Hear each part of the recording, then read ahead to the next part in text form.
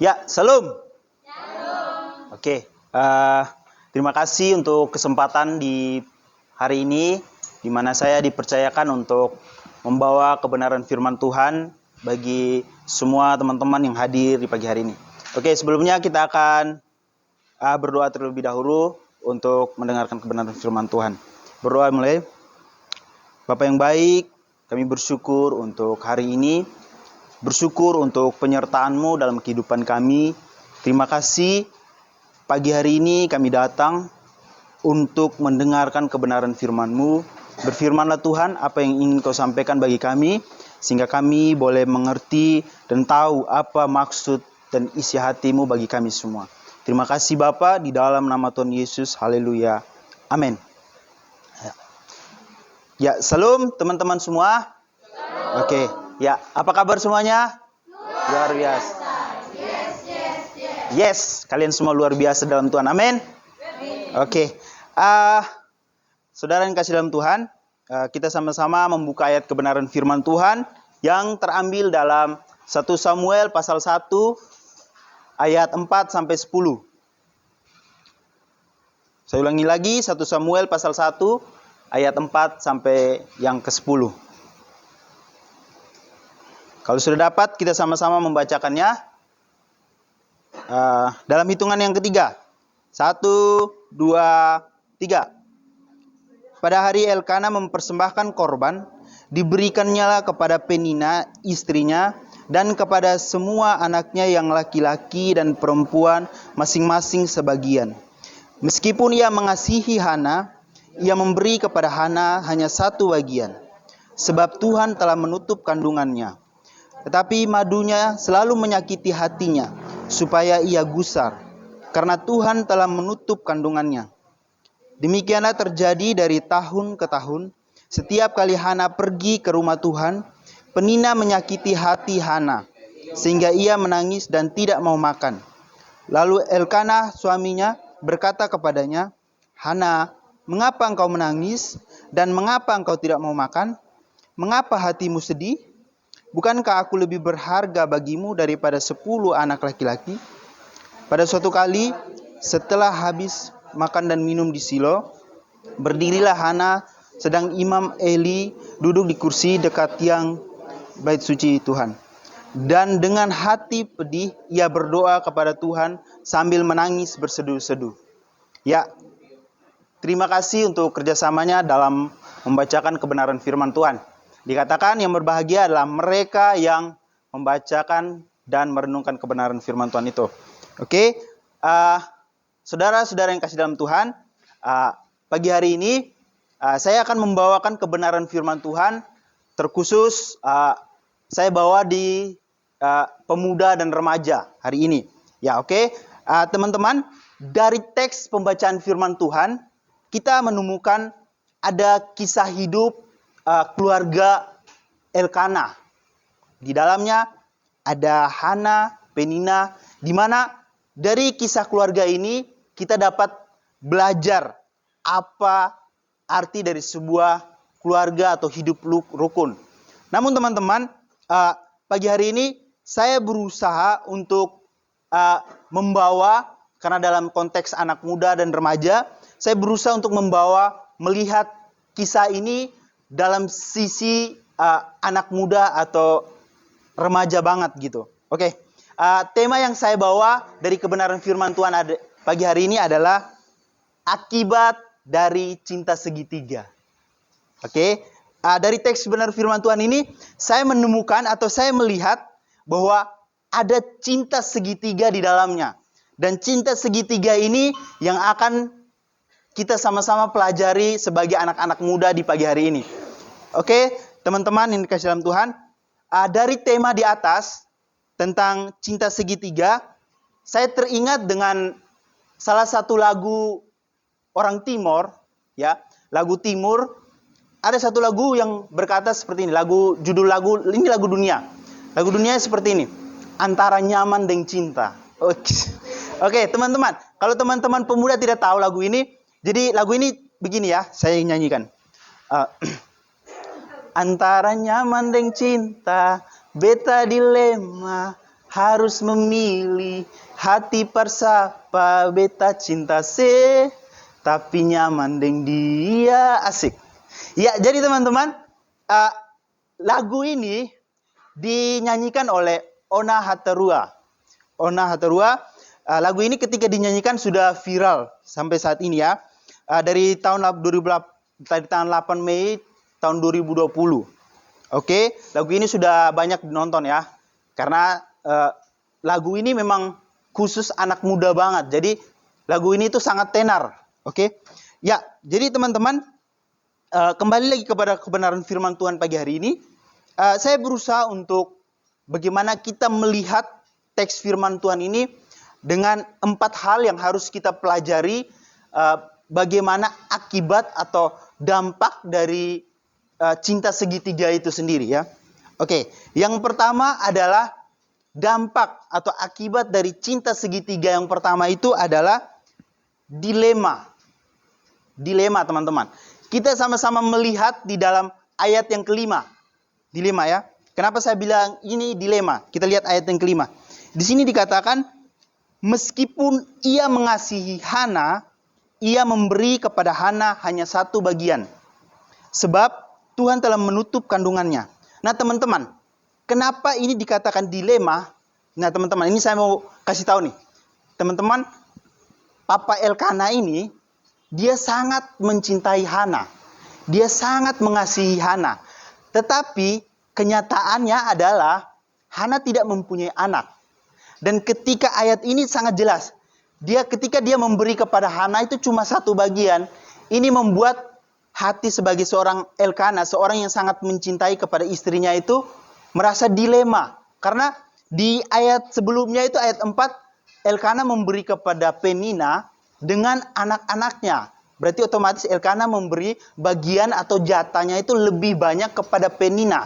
Sedangkan kepada Hana yang notabene-nya cewek yang kalau mau dikatakan itu dia sangat mencintai. Nah itu dia kasihnya cuma satu. Karena memang itu cuma Hana sendiri. Nah teman-teman, pertanyaannya. Lo sebagai anak muda atau sebagai remaja nih. Pernah nggak lo merasa atau lo berada di situasi seperti lo tahu benar nih. Lo tahu banget kalau orang terdekat lo atau pacar lo gitu. Orang terdekat atau pacar lo. Dalam situasi di mana dia melakukan kesalahan. Dan lo semua nih, teman-teman semua nih tahu bahwa kesalahan itu sudah akan ada akibatnya. Dan lo saat itu lo nggak bisa buat apa-apa. Lo dilema gitu, mau bantu salah, mau tidak, memang itu sudah keharusan gitu. Jadi lo dilema gitu. Sama juga seperti yang dialami oleh Elkana hari ini ya teman-teman. Jadi Elkana di sini dia dilema. Dia mencintai Hana, tetapi karena Hana sendiri, dia cuma kasih satu.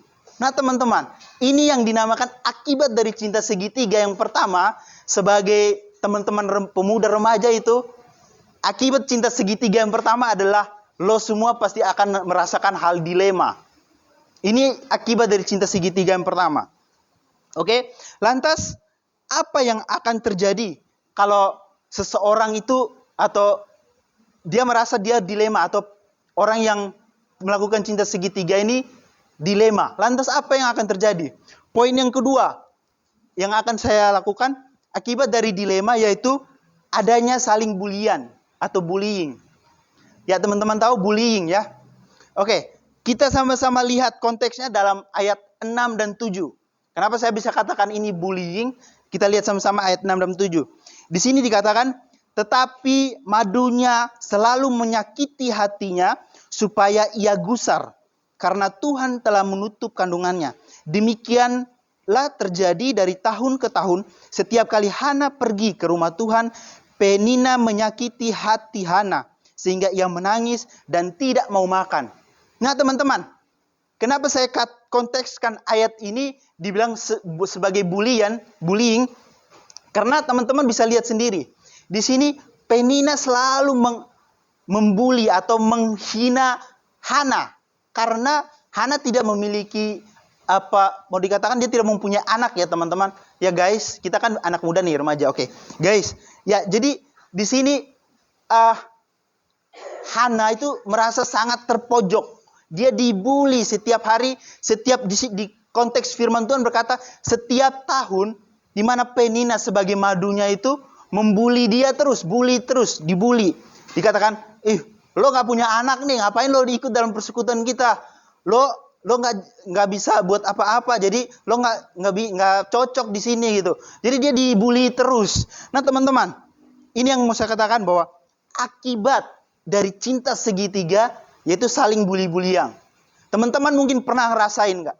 Teman remaja, apalagi pemuda nih, lo pasti ngerasain hal ini nih. Kalau misalnya contoh nih, kalau lo tahu bahwa cinta segitiga itu ada di antara lo nih. Misalnya contoh ya, ada si Feni dan si Nona, terus ada satu cowok. Terus lo tahu nih ada 3 orang nih menjalin hubungan dalam satu cinta. Nah otomatis adanya saling bully-bulian. Misalnya contoh, si Nona mungkin ngatain Feni, dia bilang, si Feni cantik-cantikan gue, atau pintar-pintaran gue, atau kalau mau dibilang seksi-seksi juga gue, kayak gitu kan anak muda atau remaja. Ya gitu. Jadi kan gitu. Ini akibat dari cinta segitiga, yaitu bisa terjadinya bullying. Nah teman-teman, konteks firman Tuhan ini menunjukkan bagaimana bagaimana Penina dia membuli Hana. Dia katakan, kau tidak punya anak, buat apa kau datang? Kau tidak cocok di sini sebenarnya. Nah teman-teman, lantas apa yang akan dilakukan oleh Elkana, atau sikap apa yang akan diambil sebagai seorang laki-laki atau sebagai seorang perempuan dalam hal cinta segitiga? Apa yang akan dia lakukan untuk bisa bullying ini bisa saling tidak terjadi pertengkaran. Nah, yang akan dilakukan selanjutnya adalah yang ketiga, yang kedua tadi saling bullying, yang ketiga adalah sikap yang harus dilakukan adalah PHP. Wah, teman-teman, guys, lo pasti tahu nih apa arti dari PHP atau kepanjangan PHP. Nah, tepat sekali itu. Ini pasti orang paling alami ini, benar. Pasti dia pernah ada di segi ini pasti. Karena cuma sebut PHP saja dia sudah tahu artinya. Kepanjangannya. Ya, jadi teman-teman, PHP itu adalah pemberi harapan palsu. Ini mantap sekali nih ya. Ya teman-teman, kita sama-sama kembali ke konteks Alkitab ya. Kita jangan jauh-jauh dari ayat Alkitab. Di ayat 8 sini dikatakan, saya membaca ya. Di sini, lalu Elkana suaminya berkata kepadanya, Hana, mengapa engkau menangis? Dan mengapa engkau tidak mau makan? Bukankah hatimu sedih? Bukankah aku lebih berharga bagimu daripada 10 anak laki-laki? Nah teman-teman, kenapa saya bilang ini adalah satu di mana saya bilang ini sebagai suatu PHP, pemberi harapan palsu? Karena di sini Elkana berusaha untuk menghibur Hana, tetapi dia memakai pemahamannya sendiri, atau dia menghibur Hana tanpa melibatkan Tuhan, teman-teman. Nah, ini kalau mau dikatakan ini jagonya laki-laki, teman. Jagonya para kaum Adam di tempat ini. Ini para remaja pemuda nih jagonya di sini nih, di PHP nih, pemberi harapan palsu. Ini jago sekali. Ini saya mau kasih tahu nih ya, teman-teman.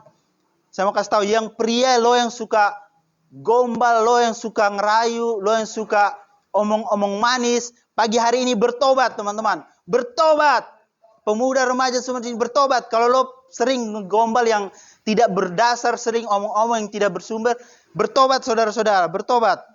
Karena ini, ya kita lihat konteks ini. Hana, di mana dia di sini, kenapa saya bilang, saya golongkan ayat ini sebagai PHP atau Elkana berusaha menghibur Hana. Karena di sini, teman-teman, satu hal yang teman-teman harus tahu, bahwa di dalam tradisi, dalam zaman PL, itu seorang wanita yang tidak memiliki anak dianggap sebagai orang yang gagal atau disebut aib sosial bagi suaminya. Nah, si Elkana ini dia sudah tahu kalau si Hana ini adalah gagal atau aib sosial bagi dirinya. Tetapi dia berusaha untuk menghibur dengan caranya sendiri tanpa melibatkan Tuhan. Nah teman-teman, di sini saya golongkan kenapa bilang PHP. Jadi si Elkana di sini dia omong manis. Bukankah aku lebih cukup daripada 10 anak laki-laki? Nah ini dia berusaha untuk memberi suatu hiburan, tapi hiburan itu tidak membuat si Hana ini berubah gitu. Gitu kan teman-teman. Nah, lantas sikap apa yang harus lo lakuin kalau misalnya lo terjebak di dalam hal yang namanya PHP, atau misalnya lo di PHP ini, atau teman-teman putri di sini lo di PHP-in. Lantas apa yang akan lo lakuin? Nah, kita yang harus dilakuin atau yang harus kita hadapi ketika kita berada di situasi seperti ini, yang berikutnya adalah dengan cara, ini poin yang keempat adalah dengan cara berdoa. Teman-teman, sikap atau langkah yang harus kita ambil dalam situasi seperti ini adalah berdoa. Teman-teman lihat di ayat yang ke-9 dan 10. Ayat 9 dan 10 ya. Saya bacakan ayat 9 dan 10. Di sini katakan, pada suatu kali setelah mereka habis makan dan minum di Silo, berdirilah Hana sedang Imam Eli duduk di kursi dekat tiang pintu bait suci Tuhan. Dan dengan hati pedih ia berdoa kepada Tuhan sambil menangis terseduh-seduh. Nah, teman-teman kasih dalam Tuhan, pagi hari ini saya mau kasih tahu nih. Ini dengar baik-baik. Ketika lo semua nih, mau perempuan atau cewek, lo terjebak di dalam cinta segitiga, yang harus lo lakuin adalah yaitu berdoa. Dengan cara ini lo harus berdoa. Karena teman-teman lo pasti lihat di sini, kalau orang yang alami cinta segitiga ini, misalnya contoh ya, kalau dia masih sebatas dia marah-marah, kalau dia masih sebatas dia mengomel, atau masih sebatas berantem, itu lo masih aman teman-teman. Lo masih aman guys.